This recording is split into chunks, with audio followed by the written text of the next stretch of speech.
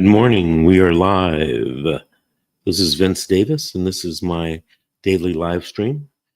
Today's live stream is your CPS case is already in court. Now what? This is a survival blueprint for families in the middle of the fight, and I'm Vince Davis. Welcome to my CPS office hours, and today's live stream is for parents who are already in it. Your case is active, your child may be in placement, and you've already had one or more hearings. This isn't a pep talk. This is a battlefield strategy for families already in court, already fighting, and already on the clock.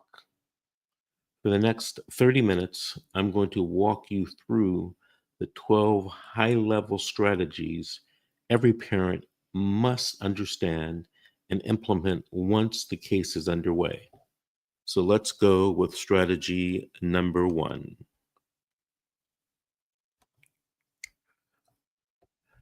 Phase 1, you have to recalibrate your strategy. You've had a detention hearing, maybe the jurisdictional hearing, maybe the detention hearing, maybe one 6-month review hearing.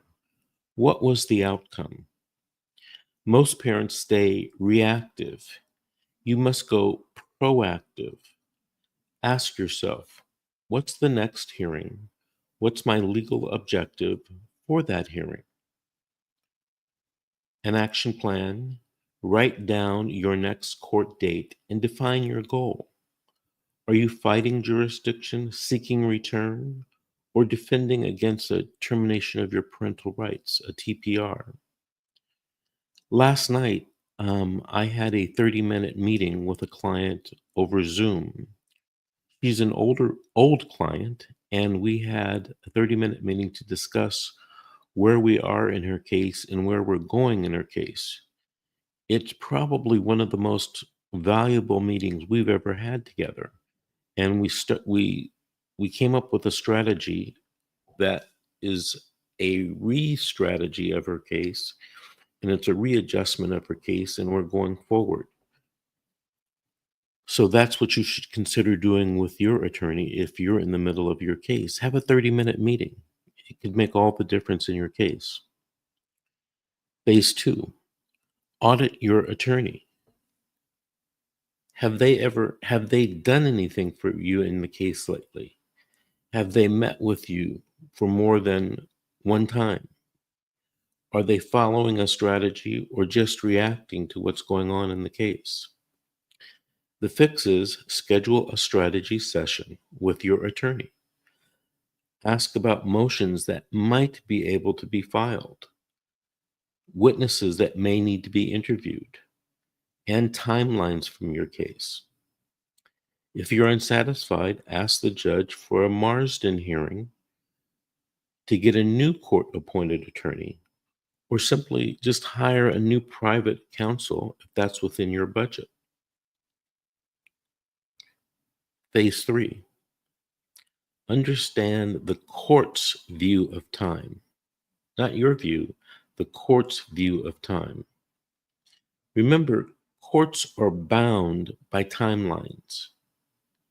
There's a 6-month review, a 12-month review, maybe an 18-month review, and those rare cases, there's a 24-month review.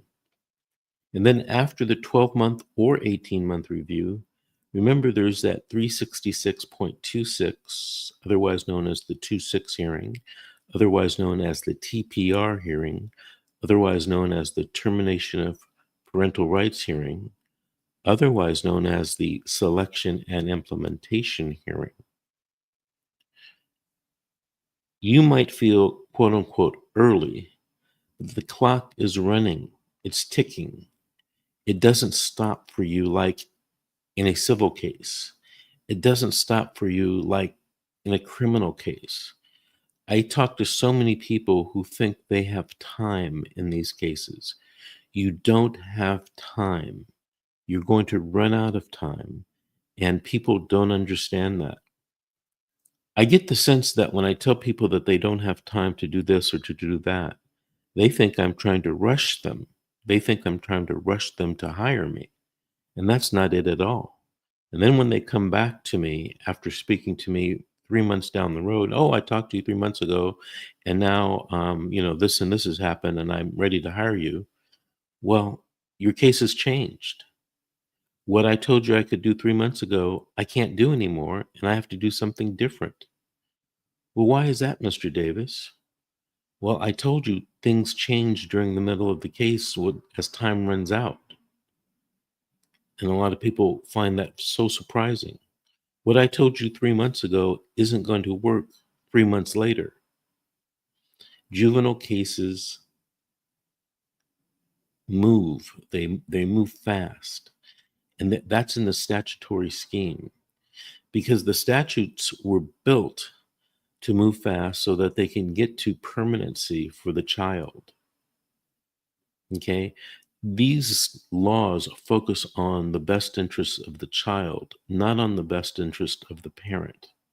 And that's what a lot of people, parents and relatives, don't understand. So grandma thinks, well, she can come in, 18 months later and get the kid because, she just wants to wait and see if the parents are going to get the child back. That's a bad strategy, grandma. If you're going to get the child, you better come fast and come early because by the time you come in and the parents don't get the child back, they're going to say that the child has formed a psychological and emotional bond with the foster parent, and they're not going to want to give you the child back. So come fast, come early. There's a fix. Calculate your timeline today. Reverse engineer your case. What must happen to reunify before the next hearing? Phase 4. Diagnose the CPS narrative. Now, this is extremely important because your agenda for your case is not the agenda of the social worker. Let me repeat that. Your agenda of your case is not the agenda of the social worker. In your interactions with the social worker, do you get the feeling that the social worker and you are on the same page? Do you ever get the feeling that the social worker might be bullshitting you? Do you ever get the feeling that the social worker might not be truthful with you? I tell people all the time, if the social worker was on your side, you'd probably have the child right now. That includes parents and that includes relatives. Think about it. If the social worker were on your side, you'd have the child. You wouldn't be getting excuses. Read every filed report that the social worker files. Highlight the social worker's version of the story. That is where the social worker is coming from. And by law, once the social worker removes the child from your care, from the very beginning, they must be planning for adoption of your child. So your case runs on two separate train tracks from the very beginning. The first train track is reunification with you and the family. The second train track that's running at the same time is permanency, adoptive planning outside your home or outside the family's home. And those two trains are running at the same time. How can that be? Well, I'm sorry to tell you, that's the law. That's the law in California. It's the law in the United States. Those are federally mandated regulations. In every report, there is a drum that CPS workers keep beating. And they are key allegations that they keep repeating over and over again. And usually, they're not true. And even if they are true, you and your attorney must be ready to rebut them or to show the judge that that issue has been resolved. They may be making issues or beating a drum from 15 years ago. Be prepared. Don't just fluff it off like, that was a long time ago. Be ready to address it, because sometimes when they beat those drums, somebody's listening. And that somebody may be the judge. You want to build your written rebuttals to each point. Written rebuttals. You want to bring forth proof of services that you've completed. You want to bring forth your clean drug tests. You want to bring employment or housing verification. In my mind, employment verification and housing verification may not be technically involved, but it is something that I think judges do consider. Phase 5, number 5, master the service game. And I'm talking about the family reunification service game or the family maintenance service game. Question becomes, are you enrolled in services like the judge ordered or the social worker recommended? Are they actually services the one ordered by the court? You know, I have a client that I just took on recently, and she said, Mr. Davis, I've done everything. I've done everything. So we should win the next review hearing, which is coming up in, I think, late May or June, early June. And so we had our first meeting, and I went over everything, and she had done everything except one thing. She hadn't done one of the things. And the social worker is recommending not to return the children to her. And she couldn't understand why. But she hadn't done this one. And I will say that it's kind of a minor thing, but it's something that the judge ordered. And she told me that the social worker never stressed to her to do that one thing out of a list of about 7 or 8 things. And I asked her, what did the social worker say to you? And she said, it wasn't a really big deal. And I said, well, the judge ordered it. It is a big deal. And she said, well, I don't think I should have to do it. The social worker didn't seem to make it that important. And I said, well, do you realize when we go to court and the judge finds out you didn't do all 7 or 8 things that she ordered, that you're not going to get the kids back? Well, I did everything else, Mr. Davis. And so I repeated the question. I said, do you realize that when the judge figures out that you didn't do everything that she ordered, you're not going to get the kids back? I don't care if you have me as your lawyer or not. So what I want you to do is Monday, I want you to go and I want you to find a service provider on your own and do this one thing.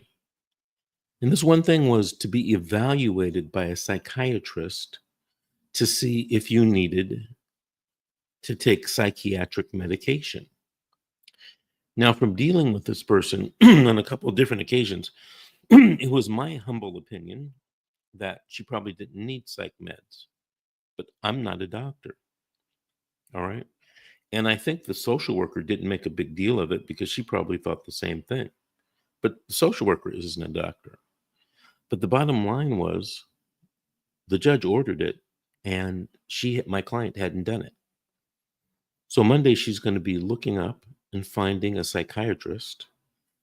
Google knows everything, and going to get evaluated. We're calling around to see how much that evaluation costs. Now, thank goodness we have until the end of this month or the beginning of June to do this. And even if she does need it, it can be prescribed and she can start taking it.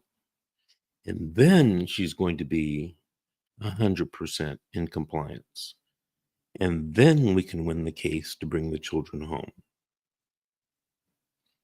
So when I say master the service game, the services that were ordered Are they actually ones that were ordered by the court? The next question becomes, have you missed any sessions? You have to document why. Did you miss sessions because you were sick? Did you miss sessions because you were in the hospital? Did you miss sessions because the social worker told you you didn't have to go?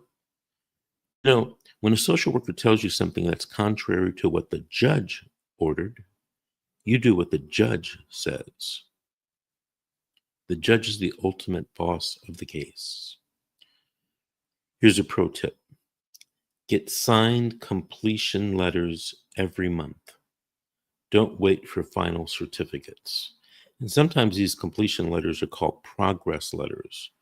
So you can always request those from the service provider. All right, phase 6, number 6. Rebuild your court record.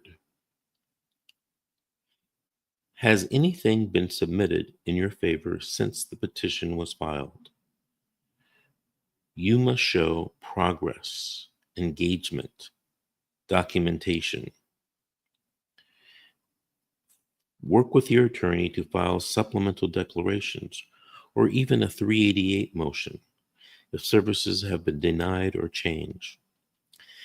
A lot of times, judges, especially in Los Angeles County, will order a 3-month progress report. As a matter of fact, later on this morning, I have an appointment with a client to discuss an upcoming 3-month progress report. Now, a 3-month progress report, in most cases, cannot be contested, which means if the social worker says, oh, she's been doing a great job, you can't set a contest to have the children returned based upon that report. You have to file something called a 388 petition. So, given the fact that the social worker files a great report, in this case, I anticipate filing a 388 petition to have the children returned or have the children have more liberalized visitation with my client. So those are the things that you can do when you get great progress reports, when you have engagement and documentation at the 3-month date. My client's regular 6-month date is in August, I believe. But these 3-month progress reports are to keep the judge apprised of what's going on. And one of the things that I want to stress is that at the 3-month date, the social worker has to submit the information because the information at this point is really hearsay evidence. Parents aren't allowed to admit hearsay documents into evidence, right? Social workers are. So that's why the 3-month progress comes from the social worker, not from the parents. All right, phase 7. Strengthen your visitation portfolio. All right. You want to strengthen your portfolio. Document every visit, what you brought, what was discussed. Bring books, educational toys, and healthy food and snacks. Create a visitation journal and submit highlights before every hearing. On this channel, we used to have a host. Her name was Erin, who was a parent that had a CPS case. She became the visitation queen. I mean, she came up with so many ideas about how to have great visits with your child. She turned visitation into a science, right? And she did things at visitations that I never thought of, never even dreamed of, because I had never been in that situation. But from being in that situation, she was able to come up with ideas on how to maximize your visitation. All right. If you're interested, search my channel and try to find shows with her. And she came up with great ideas. Some of them I just mentioned about documentation, bringing toys, bringing books. She brought videos and snacks and healthy foods. And it's hard for a person like a social worker or a social worker assistant to say you're not having a great visit when you're documenting everything and you bring those types of things to a visit. Okay, phase 8, number 8, create a reunification timeline. You know, this is a really good idea. You should plan backwards from the next hearing, kind of reverse engineer, like how they reverse engineer UFOs. What must be done? What can be done early? Propose modifications to the case plan if current services are a barrier. Judges respect parents who file realistic reunification proposals. So if you find that your reunification plan is not working or there's barriers, you and your attorney should ask to modify the reunification plan by filing a 388. Okay, and if it makes sense, most judges will consider it. All right, so do that reverse engineering on your timeline. And how do you do that? You can do it by yourself, but I would do it in conjunction with your court appointed attorney or your attorney that you've hired. Or just hire or consult with an attorney for that one specific issue. All right. So sometimes you might want to, if your attorney doesn't want to do it with you, consult another attorney. All right. So let's move on to phase 9. Number 9, manage the child's attorney. Has the child's attorney spoken to your child? What is the child's attorney telling the judge? Now, these are subtle and intricate things that you can do. You can submit letters, reports, or videos showing your child's bond with you to the attorney and to the social worker. If necessary, request appointment of new counsel for your child. Yes, you can request new counsel be appointed to your child. A lot of people don't know that. And I have seen it done on rare occasion, but it can be done if you feel that your child's attorney is not working in the best interest of your child. Now, if you do that, make sure that you have evidence of that, not that you have a gut level feeling for it, but that you have actual evidence. Before doing anything like that, you want to make sure that you talk to your attorney about doing that. Don't run off and do it without consulting your attorney. Number 10, phase 10, know when and how to file a 388 motion. By the way, don't do that at home without your attorney. You can file a 388 to request more visitation. You can file a 388 to modify a case plan, like we talked in the last phase. You can file a 388 to return the child based upon your progress. You can file a 388 to do anything that you want in the case. The requirements to file a 388 are you have to prove a change in circumstance, plus you have to show that it is in the best interest of your child. If a 388 hearing is granted, all right, you have to prove your case. Just because you're granted a 388 hearing doesn't mean that the judge will agree with you. And just because you file a 388 doesn't mean the judge will give you a hearing. Okay? But if you don't file a 388, you have no chance whatsoever. So talk to your attorney about that. Phase 11, number 11, build towards return. You must show a pattern of, number 1, showing up. You can't win if you don't show up. Number 2, submitting proof. You can't win unless you submit proof, unless you submit evidence. Number 3, avoid conflict. If there's going to be conflict, let your attorney handle conflict. When you show up, just be quiet and smile, Let your attorney handle all conflict. I have a case right now up in Northern California where my client is the queen of conflict between her and the social workers and her court-appointed attorney. To her credit, she realized she needed a new attorney and she hired me. And we are slowly turning that case around. I just got an email yesterday from her social worker who's now recommending unmonitored visits for my client.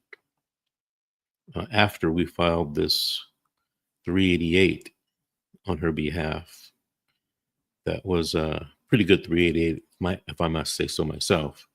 388 had not only the 4-page form, but it had an extensive declarations backed up by exhibits of all of my client's progress in the reunification plan. Plus, it had legal points and authorities to support the 388 to show the judge that there is a legal basis for what we were asking, which was return or unmonitored visits or more frequent visits. So now I told my client, look, don't communicate with the social worker unless I'm present or unless I'm on the phone with you. She's not doing real well, I think, following that advice because she's a very hands-on client. But, you get the picture. All right, phase 12, number 12.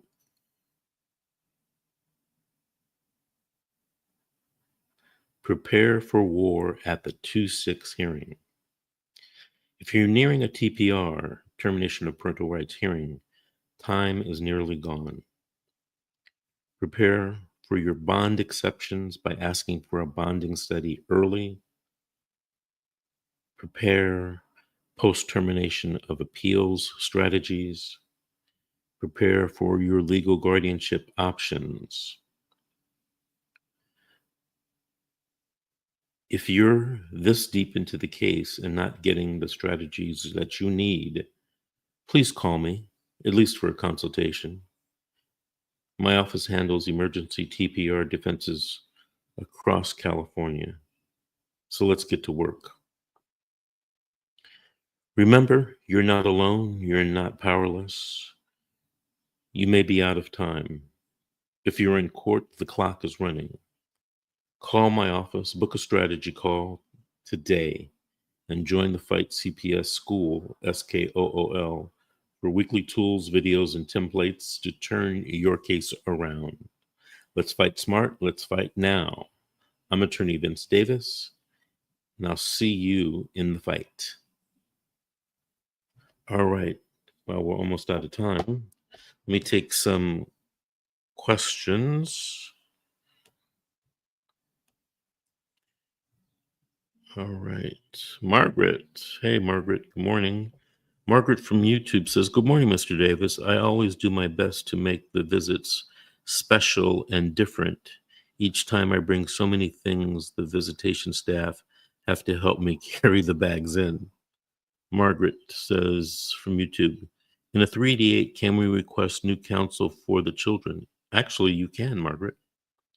But remember what I said. You have to have evidence, and you have to show that it is in the best interest of the child. It has to be more than gut level feeling. All right. Neri Galindo from Facebook. Good morning, Mr. Davis. If my child's case was closed, but the police department and DCFS's was called for domestic violence and a child was involved, how may I obtain the police report and know exactly what happened? All you have to do is go to the police and request it. Request a police report if you or your child were involved. If they don't want to give it to you, you might have to retain an attorney to get that police report.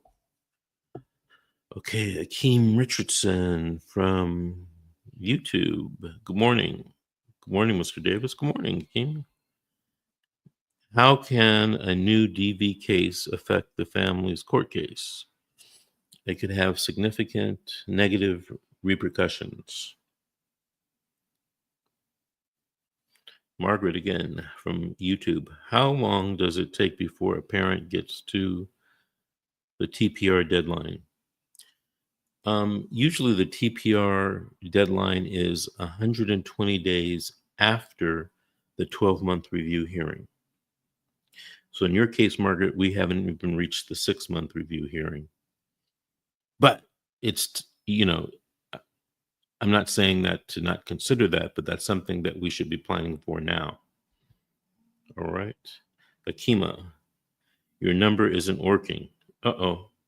Then I will tell, do me a favor and go ahead and email Grace at vincentwdavis.com, and tell her that that number isn't working so that we can fix that, because we put that number up so people could call in. Okay, Kima from YouTube says, so they have suspended all visits and communication, just had court and go back on July 17th. Kima, what state are you in? New York? And I hope you're not representing yourself. I hope you have an attorney representing yourself or representing you. All right, folks. We don't have any more questions in the comment section. So we're coming to the end, and I'll see everyone tomorrow at 6:30 Pacific time. And have a good Saturday. And I'll see you guys tomorrow. Stay safe.